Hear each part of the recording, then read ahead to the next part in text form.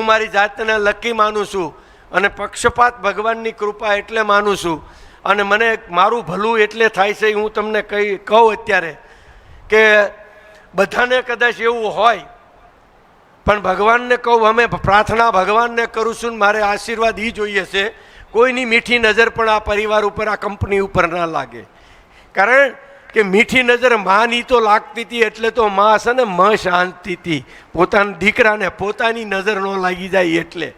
કારણ કે આપણી નજર જ એવી કુદરતે બનાવી છે, બહુ મીઠી લાગી ગઈ હોય તો અહિત થાય છે. એટલે તમારે પ્રાર્થના એ કરવાની છે. હું તમને આ વ્યાખ્યા કરીશ ને તો જેટલા મને ઓળખે છે, જેટલા જાણે છે, બધાને ખબર, જ્યારે બીજાનું ભલું કરીએ છીએ ને, મને આનું પુણ્યનો છે પ્રતાપ. આ પાણીના પુણ્યનો કહો કે વડીલોના પુણ્યનો કહો, એક સેવાનો કહો. મેં આગળ વાત કરેલી, પણ તમને કહું, એક વડીલની સેવા કરવાનું મને ફળ મળ્યું છે. વર્ષો પહેલાંની વાત છે, જ્યારે હું 40 વર્ષ પહેલાં, 38 વર્ષ પહેલાં ભાવનગર ગયેલો, ત્યારે એક મારા દાદાના માસિયાઈભાઈને રેલવેમાં એક્સિડન્ટ થયેલો અને એક્સિડન્ટમાં એટલું બધું લોહી વહી ગયું હતું એટલે એને લોહીની જરૂર હતી ને એ વખતે બરોબર તમને ખબર હોય તો કોઈ લોહી આપે નહીં. અને હું પ્લેનમાં ગયેલો, મને એમ થયું કે હોસ્પિટલમાં ખબર કાઢતો જાઉં. ખબર કાઢવા ગયો એટલે ઓલા ડૉક્ટર કે એમને લોહીની જરૂર છે. હવે ત્યારે તો આપણને ખબર નહીં કે લેબોરેટરીમાં લોહી મળે છે, ને લેબોરેટરીમાં લોહી મળતું હોય તો એટલા કાંઈ પૈસા નહોતા અને એની પાસે પૈસા નહોતા. એટલે મેં કીધું કાંઈ નહીં, મારું લોહી લઈ લ્યો ને, લઈ શકાય તો કે તપાસ કરી લઈ શકાય. લઈ લીધું, દઈ દીધું, દાદાને સડાવી દીધું ટ્રાન્સફર કરીને. મને એ ખબર છે, એ ઘરે જે આશીર્વાદ દીધા હતા એ મને જ્યારે દ્રવ્યનો જન્મ થયો તે દિવસે યાદ આવ્યા. એ જન્મ 1 જ સેકન્ડ, 1 જ મિનિટની વાર હતી. જો સિઝરિંગ ન કરીએ, 4 ડિલિવરી પછીની ડિલિવરી હતી એટલે સિઝરિંગ કરવામાં તો માનતા નહોતા. અને ગૌરી ભાભી હાજર હતા અમારે, આખા ગામની ડિલિવરી કરાવેલી. તો ગૌરી ભાભી કે ને સિઝરિંગ નથી જ કરવું, સિઝરિંગ નથી જ કરવું કોઈ પણ કાળે. હવે આ બે મા દીકરો છેલ્લી અણીએ હતા, છેલ્લી અણીએ.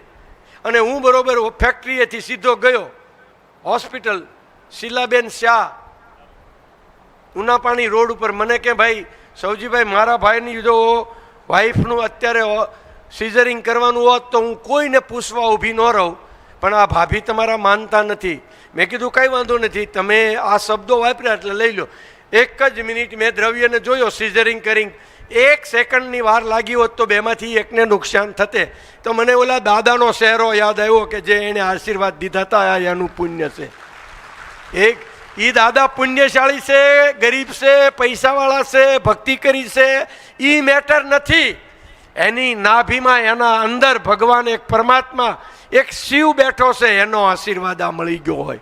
એમ આ આશીર્વાદ સેવાના તમારી ફરજથી, તમે તમારી ખુશીથી આવ્યા છો, પણ તમારી ફરજથી જો દાદાનો આત્મો રૂઠી જાય ને, તમારું કલ્યાણ થઈ જશે.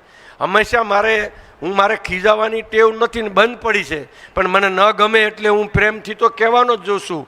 હું મારો સ્ટાઇલ બદલું છું, હું મારી રીત નથી બદલતો.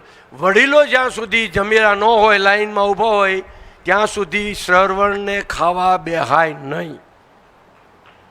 એટલી શરમ લાગવી જોઈએ કે મારી માતાઓ ને મારા વડીલો હજી લાઈનમાં ઊભા છે અને આપણે ડીશ લઈને લાઈનમાં બેસી જાઓ. મેં આજે જોયા, આ તમારી હારી, આ બિલકુલ મને ગમી નથી.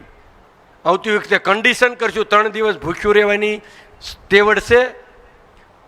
જમવાનું ઘટ્યું તો વડીલો ભૂખ્યા રહે. તમે 70 જણા છો, બીજી વાર અડધો કલાકમાં બની જાય, અને તમે 1 દિવસ ભૂખ્યા રહો તો કાંઈ વૈયા ન જાઓ. વડીલોને ન ભૂખ્યા રખાય, 1 મિનિટે વાર ન લગાડાય. તો ન જમવું જોઈએ, શરમ લાગવી જોઈએ. વડીલ પહેલાં જમવા બેહતા પહેલાં મેં નરેશને કીધું કે મને આ બિલકુલ પસંદ નથી, પણ એ જો કે તમારી આ ટ્રેનિંગ છે, તમારા શીખવાનો જિંદગીમાં, તમારા ઘરમાં કોઈ પણના ફંક્શનમાં, કોઈ પણના લગ્નના પ્રસંગમાં ગયા હોય, આખા આપણે ભલે મુખ્ય મહેમાનમાં હોઈએ કે જાનમાં હોઈએ, આખી જાન જમી રહે, બધા જમી રહે, ત્યારે આપણી ફરજ છે કે એના પછી જ જમવું જોઈએ. કારણ કે આપણે હોઈએ એ આપણા સંસ્કાર છે, આપણે હોઈએ એનું ફંક્શન દીપી ઉઠવું જોઈએ. એના ફંક્શનમાં 4 ચાંદ લાગી જવા જોઈએ. આપણે સામેવાળા વડીલો છે એ નથી, સામેવાળા ગરીબ માણસો છે એ નથી, સામે એમ્પ્લોયના મા બાપ ફ્રીમાં આવ્યા છે એ નથી. એ આપણા મા બાપની જગ્યાએ આપણે એને લાવ્યા છે, એના પગ ધોઈને આપણે પૂજન કર્યું છે, મા બાપની જગ્યાએ મૂક્યા છે. આપણે એનો ઉપકાર નથી કરતા, એ આપણને પગ ધોવા. મેં કોઈને પગ ન ધોવા દીધા એ જોયું તમે? હું કામ ન ધોવા દીધા? ઘણા દુલ્લાભાઈ આવ્યા, કઈ ગયા દુલ્લાભાઈ? વી ગયા દુલ્લાભાઈ આવ્યા, મારે પગ ધોવા, મારે પગ ધોવા. પગ ધોવા ન મળે મારા ભાઈ, એના માટે 15 દિવસ તમારે યાત્રા કરાવવી પડે, યાત્રા કરવી પડે. તમારા ભાગ્ય હોય તો કોક તમને પગ ધોવા દે.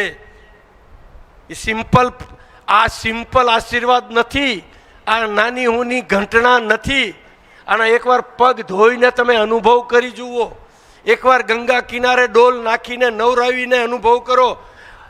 સ્વર્ગનું સુખ મળશે. સ્વર્ગ કેવું છે એ મને ખબર નથી, અનુભૂતું નથી. આ હું તમને કહું એટલે મને આ પુણ્ય મળી ગયું છે, હું આ ફીલ કરું છું. હું કહું છું ને, ભગવાન મેં જોયા છે, જોયા નથી, ફીલ કર્યા છે, અનુભવ્યા છે.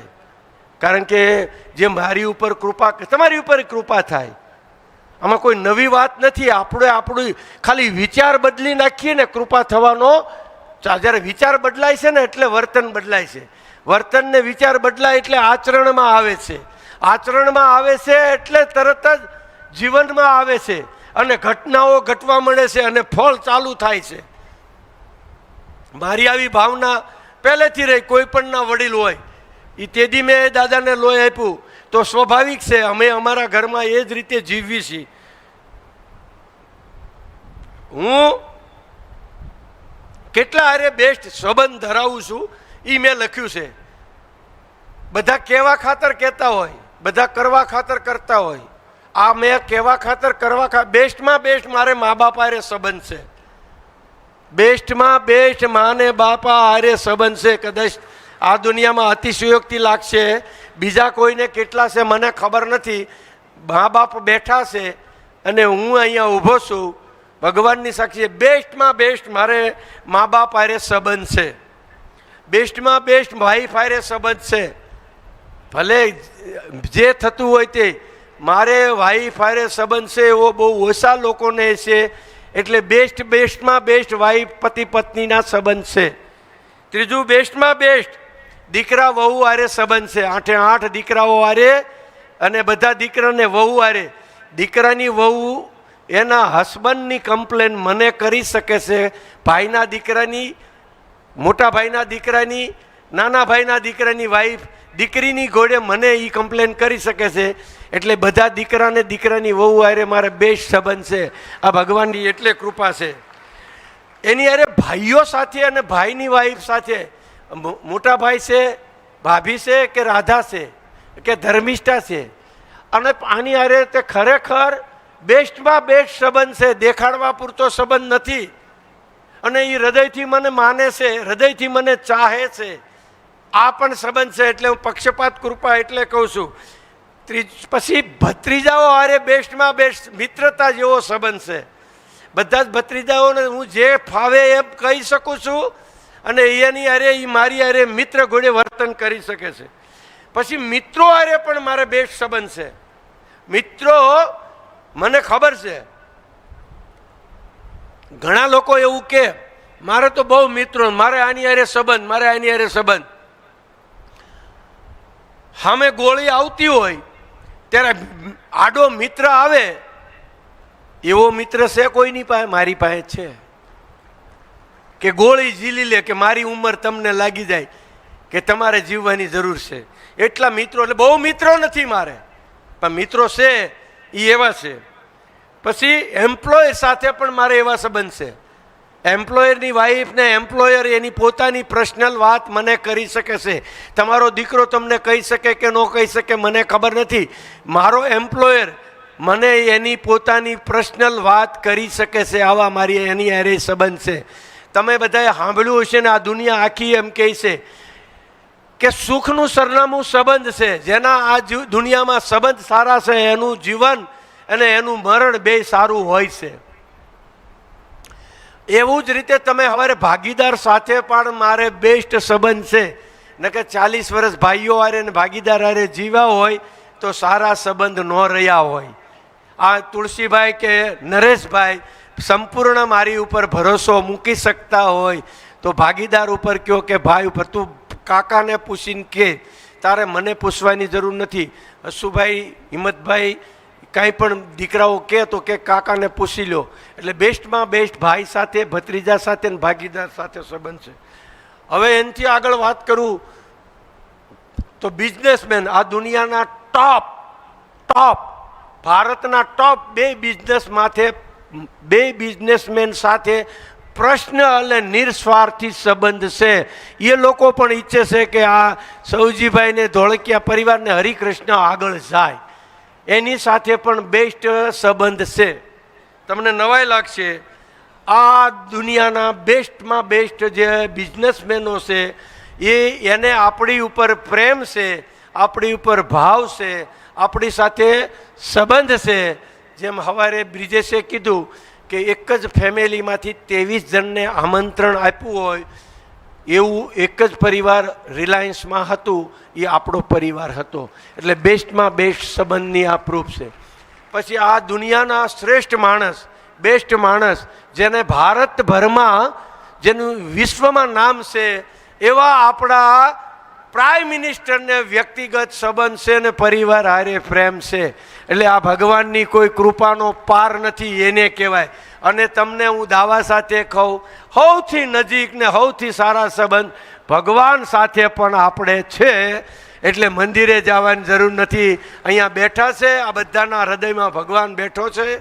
અને આ ભગવાનને તો ખબર જ છે કે આ કોઈ દેખાડો નથી, દેખાવ માટે આ કાર્યક્રમ નથી અને દેખાવ માટે આ વાત નથી. આ નિકાલસ પણ ભગવાનની નજીક જવું હોય તો આવું કંઈક કરવું પડશે. બીજાનું કેવી રીતે સારું થાય, બીજાને કેવી રીતે સેલરી વધારે, આ પ્રોગ્રામમાં લાવીને પણ ટ્રેનિંગ કેવી રીતે આપે. તમે જેટલું શીખ્યા, સર્વણ શીખ્યા, એ તો તમારી પર્સનલ પ્રોપર્ટી છે, પોતાની મૂડી છે. પૈસામાંથી તમને ભાગ ભાઈ પડાવી જાય, પણ તમારી આ આવડત, તમારી આ સેવા, આમાં કોઈનો ભાગ નથી. વ્યક્તિગત પુણ્ય છે ને વ્યક્તિગત મૂડી છે. આ મેં અનુભવી છે. હું નાનપણથી હતો ત્યારથી જ મને કામ કરવાનો સ્વભાવ હતો અને કામ કરીને હું લોકોના દિલ જીતતો હતો અને આવી રીતે દિલ જીતાય છે. અત્યારે સૌરાષ્ટ્રમાં કયો કે રાષ્ટ્રમાં કયો, પાણીમાંથી આપણે આખા વિશ્વમાં લોકોના દિલ જીત્યા અને પાણીનું કામ કર્યું. દુનિયાના, અમેરિકન, વિદેશમાં આપણી ધોળકિયા ફાઉન્ડેશનને કોઈ સંસ્થા ઓળખતી નથી. રતન ટાટાથી લઈ, ટાટા બિરલાથી લઈ, અજીત પ્રેમજીથી લઈ અને કોઈ પણ વિશ્વના નેતાથી લઈ, કોઈ પણ સરકારથી લઈ આ ધોળકિયા ફાઉન્ડેશનનું નામ નથી ઓળખતી એવું કોઈ નથી. એનું કારણ છે સેવા. ગાડીના કારણે બિઝનેસમેનો ઓળખતા થયા, એનું નામ છે સેવા. મારે બીજાને દેવાની ભાવના. અને આ વડીલોનો આપણો 12મો 13મો પ્રોગ્રામ સક્સેસફુલી રહ્યો, આનું પણ રિઝલ્ટ છે સેવા. આ સિવાય કોઈ ઝાડ ને જળ, આ બેનું જ આપણે જતન છેલ્લા 8-9 વર્ષથી કરીએ છીએ. ધંધામાં ઓછામાં ઓછું ધ્યાન દીધું છે. ધંધામાં બધાને જ ખબર છે, કોઈ ધ્યાન દીધું નથી. જેટલું પૂછે એની સલાહ દીધી છે, ન પૂછે એની સલાહ નથી દીધી. પણ જેટલું બી થાય એટલું પાણીનું કામ અને પ્લાન્ટેશનનું કામ કર્યું છે. પાણીનું કામ એટલે એટલું મહત્ત્વનું કામ છે. આવનારા સમયમાં પાણી માટે બધા કહે ને યુદ્ધ થશે, એમ સૌરાષ્ટ્રમાં તમારે ન દેવા હોય તો આશીર્વાદ નીકળી જાય. 3 મોલાત લેવા મળ્યા. 3 મોલાતમાં એના ઘરમાં 3 ગણી આવક થઈ ગઈ. ઘણાને તો વરસાદ ઉપર આધાર રહેતો હતો. આ લોકોએ ગોઠણે કપાસ આવે એટલો કપાસ વરસાદ પહેલાં કરી નાખ્યો હતો અને અત્યારે 4 દિવસથી વરસાદ છે, સરોવર સલકીને જાય છે. 4 મહિના એક ટીપું વરસાદ ન પડે તો સરોવરમાં પાણી ન ખૂટાય એટલો સ્ટોક થઈ ગયો છે. હવે એને પાક આવશે કે નહીં તમે કલ્પના કરી શકો છો. એટલે આ પુણ્ય છે.